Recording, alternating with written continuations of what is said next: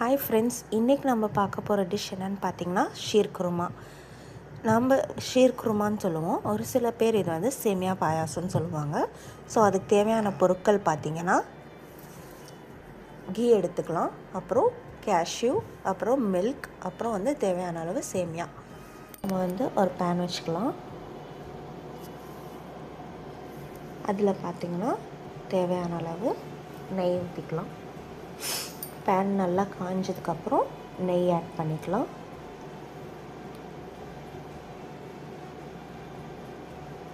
நெய் ஆட் பண்ணிவிட்டு நெய் நல்லா காஞ்சதுக்கப்புறம் நம்மளோட அந்த ட்ரை ஃப்ரூட் முந்திரி ஆட் பண்ணிக்கலாம். முந்திரி பிஸ்தா கூட ஆட் பண்ணலாம் ஃப்ரெண்ட்ஸ். முந்திரி மட்டும் ஆட் பண்ணோம் அப்படின்னா அந்த ஃப்ளேவர் நல்லாயிருக்கும். பிஸ்தா ஆட் பண்ணோன்னா பிஸ்தா ஃப்ளேவர் மாதிரி வந்துடும். ஸோ அதனால்